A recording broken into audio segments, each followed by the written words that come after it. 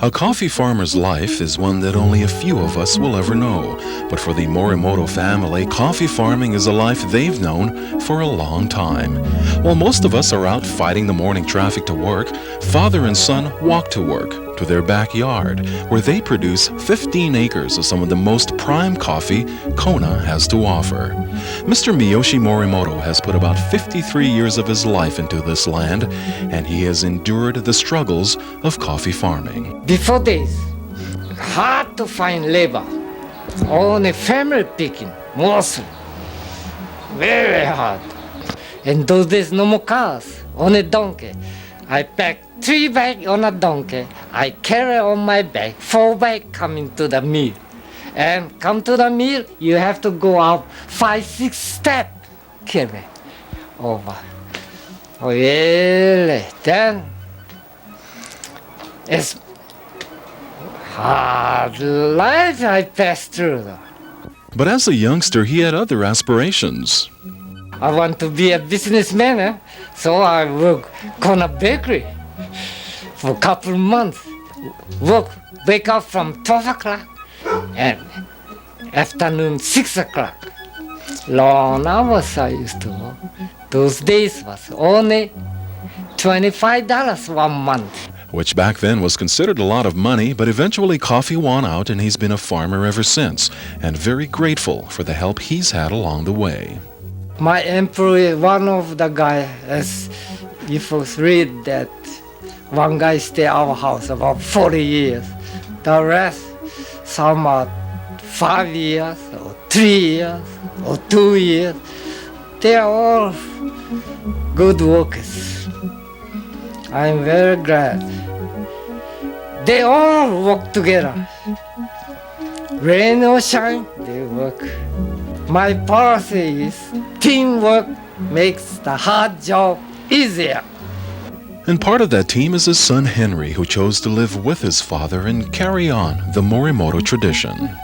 Right after high school, this was in 1952, I think, I started helping my father on the coffee farm. So that's what, about 30 some odd years already. Yeah? I made up my mind to stay and help my folks. And yeah, it's been pretty good for coffee farm life. So I just stayed home and work on a farm. Once the berries are picked, they're poured into 100-pound bags. The bags are then sewn shut and left at the side of the road for transporting. After all field work is completed, Henry loads the finished bags onto the Jeep, slowly winds down the hand-built coffee roads, and heads back to the mill.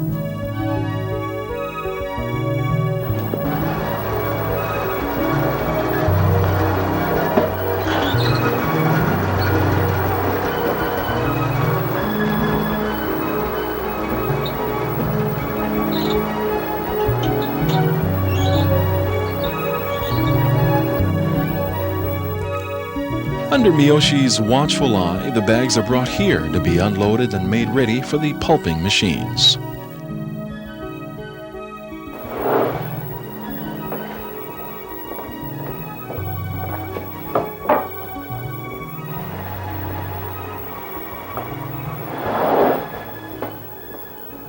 As soon as Henry's finished setting up the coffee bags, the tiny workshed comes alive with motors turning, belts flapping, and wheels spinning. The rhythm of the Morimoto machinery begins to hum and churn as it's been doing for all these many years. Usually I used to take care of everything, Pulping, picking, drying, everything I used to study. I don't have education, but I studied my own.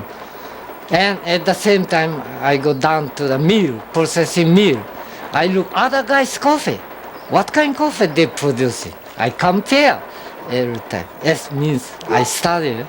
This building, when my father passed away, those days was what I said later, before, about 2 or 3 steps high, and was very junk building.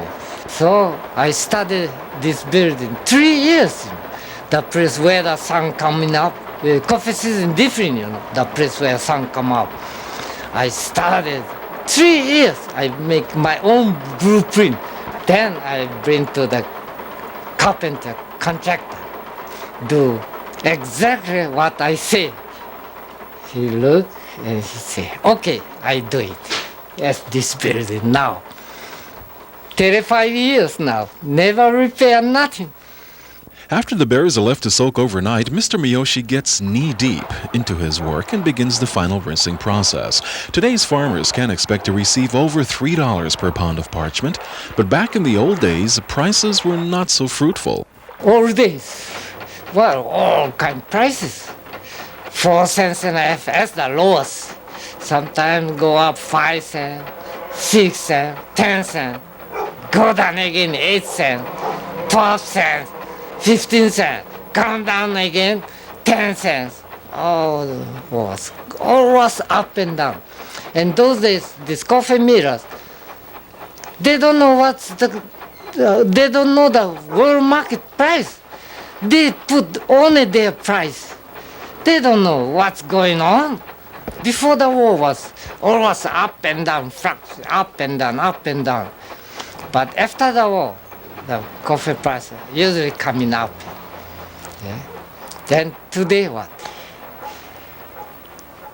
Since we start coffee farming, top price. So everybody now, they try to plant coffee from now. What I think is too late, I think. Outside on the main platform, everyone helps to spread the wet beans across the floor to sun dry. The parchment will sit out here for about 1 to 2 days, but in order to help keep production moving, and because 2 days is not enough time for the coffee to dry, they then move on to the next step. Through a trap door that sits in the floor, the wet beans are shoveled into a drum located directly under the platform. This diesel dryer is the newest addition to the Morimoto farm. It's been in operation for only 32 years. Without this dryer, the beans could take up to 5 days to dry.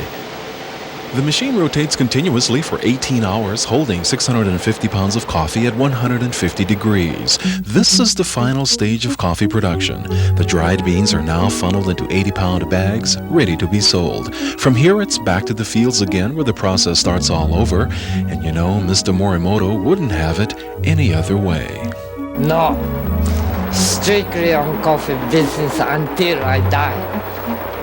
But today I'm really lucky. Really lucky.